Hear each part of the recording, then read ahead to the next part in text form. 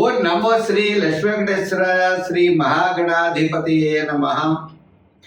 ఉగ్రం వీరం మహావిష్ణుం జ్వలంతం సర్వతోముఖం నృసింహం భీషణం భద్రం మృత్యుర్నమామ్యహం.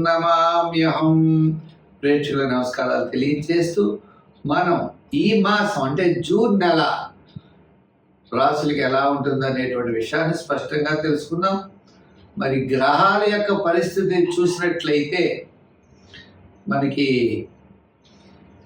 మేషరాశిలో వృషభ రాశిలోకి వచ్చేటప్పటికి రవి ఉన్నాడు, మిథున రాశిలో గురుడు, కర్కాటక రాశిలో కుజుడు, మరి మేష రాశిలో శుక్రుడు, శనేమో మీన రాశిలో శని, రాహు కుంభరాశిలో కేతు సింహరాశిలో. ఈ విధమైనటువంటి గ్రహాల యొక్క సంచారం ఉండడం ద్వారా ఇది సర్పదోష సంబంధమైందని అంటూ ఉంటారు. ఏదైనప్పటికీ దీని యొక్క ప్రభావం వల్ల అవచ్చు మనం వ్యక్తిగతమైనటువంటి రాశులకి ఈ జూన్ నెల ఎలా ఉంటుంది అనే విషయాన్ని మనం బాగా ఆలోచిద్దాం. తద్వారా సులభమైన పరిహారాల ద్వారా ఈ రాశుల్లో ఉన్నటువంటి మనకి సులభమైన పరిహారాల ద్వారా తప్పనిసరిగా దానిని మనం చెడు ప్రభావాన్ని నివారించుకుంటూ సన్మార్గంలో వెళ్ళడానికి జ్యోతిషం ఒక లైట్లా మనకు ఉపయోగపడి ఎంతో ఉపయోగకరంగా ఉంటుంది. ఇది హ్యాండ్ బుక్ అంటారు, కరసాధన లాంటిది పంచాంగం. చేత ఖగోళంలో ఉన్నటువంటి గ్రహాల ఆధారంగా తీసుకుని చెడు వస్తుందనేప్పుడు జాగ్రత్తలు, మంచి వస్తుందన్నప్పుడు కొంచెం వేగవంతంగా వెళ్ళి మన విజయాన్ని మనం సాధించగలుగుతాం. చెడు వస్తుందన్నప్పుడు ఏ సులభమైనటువంటి పరిహారాల ద్వారా దాన్ని మనం నివారించుకోవచ్చు అనే ఆలోచనతో ముందుకు వెళ్ళాలి. దీన్ని ఒక గైడెన్స్గా మాత్రమే స్వీకరిస్తూ మనం వెళ్ళినట్లయితే తప్పకుండా మన విజయాన్ని సాధించగలుగుతాం. రెండో విషయం, ఉద్యమే నైసిత్యంతి కార్యాణి మనోరథై. మన యొక్క ప్రయత్నం తప్పనిసరిగా ఉండాలి. ప్రయత్నం చేతనే విజయం సాధిస్తామనేటువంటి విషయాన్ని కూడా మీరు తెలుసుకోవాలి. మా కార్యక్రమం మీకు నచ్చినట్లయితే లైక్ చేసి షేర్ చేయండి. ప్రతి ఒక్కరు కూడా ఈ కార్యక్రమాన్ని 10 మందికి అందిస్తారని ఆశిస్తూ మనం మేషరాశి, ఈ మేషరాశి వారికి వారు చాలా అంటే ఈ మాసం చూసినట్లయితే చాలా అనుకూలమైనటువంటి వాతావరణం కనబడుతుంది. అంటే దృఢమైన నిశ్చయంతో కొన్ని చేసినటువంటి తప్పులను సవరించుకుంటూ ముందుకు వెళ్ళగలుగుతారు. మొట్టమొదటి 15 రోజుల కంటే తర్వాత 15 రోజులు చాలా అత్యద్భుతంగా ఉంటుంది.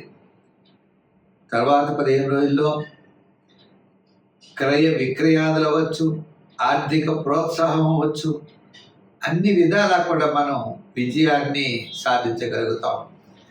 ఎందు గురించి అంటే మనకి 15 రోజుల తర్వాత సూర్య భగవానుడు తృతీయ స్థానంలోకి వెళ్తాడు. అంటే రవి సూర్య భగవానుడు తృతీయ స్థానంలో అత్యద్భుతంగా యోగిస్తాడు. ఇప్పుడు మిగిలిన గ్రహాలన్నీ కూడా మిశ్రమైనటువంటి ఫలితాలు కనపడుతున్నాయి.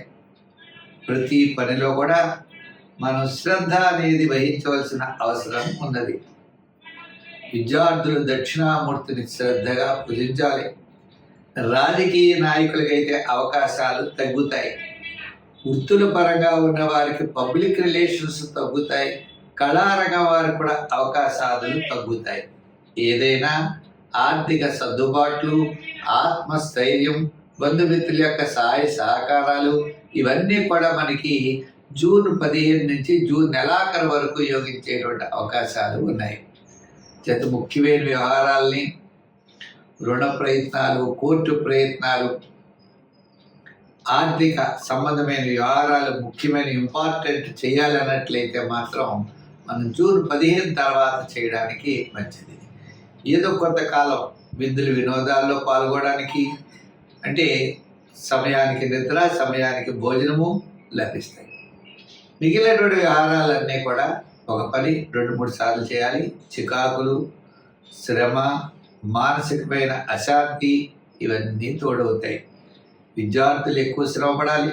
రాజకీయ నాయకులు, వృత్తుల పరంగా ఉన్న వారికి కూడా సామాన్యం. వ్యాపారపరమైన ఆర్థిక లావాదేవీలు కూడా నూతనమైన వ్యాపార ప్రయత్నాల విషయాల్లో చాలా జాగ్రత్తలు తీసుకోవాల్సిన అవసరం ఉన్నది. అయితే మరి ఈ రాశి వారు ఎక్కువగా ఎరుపు కలర్ వాడండి. నెంబర్స్లో మీకు వీలైనట్లయితే 4, 7, 9 సంఖ్యలు వాడండి. దానాల్లో ఎక్కువగా చేయాలన్నట్లయితే తిలదానం చేయండి. నూనెను మరి దేవాలయాల్లో తప్పనిసరిగా ఇవ్వండి. తద్వారా మీకు శని స్తోత్రాన్ని రోజు పఠిస్తూ నవగ్రహ ప్రదక్షిణ చేసినట్లయితే తప్పకుండా ప్రాబ్లమ్స్ తగ్గి కాస్త ముందుకు వెళ్ళడానికి అవకాశాలు ఉన్నాయి.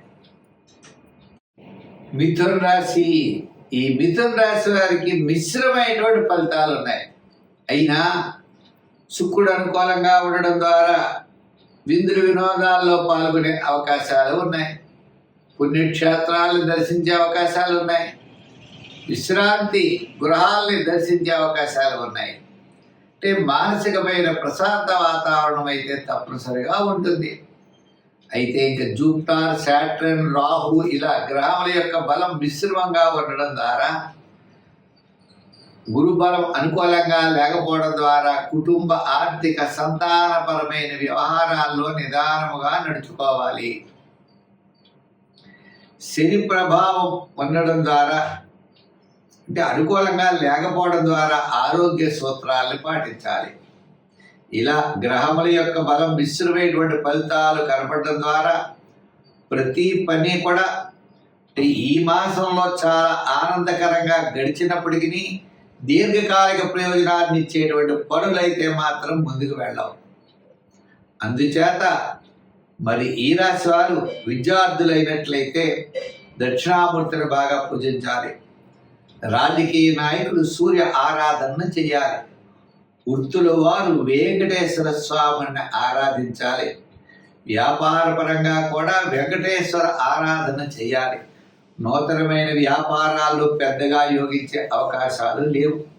సామాన్యమైనటువంటి వ్యాపారమే జరిగే అవకాశాలు ఉన్నాయి. అందుచేత ఈ రాశి వారికి మరి న్యాయవాదులకి, వైద్యులకి వీరందరికీ కూడా పని ఉంటుంది. ఆర్థికంగా తక్కువ డబ్బులు ఉండేటువంటి అవకాశాలు ఉన్నాయి.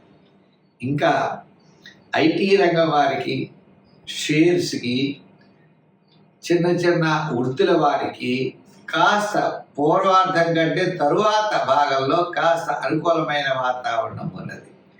ఏదైనప్పటికీ ఈ రాశి వారు ఈ మాసములో అన్ని విషయములలో శ్రద్ధ వహించాలి.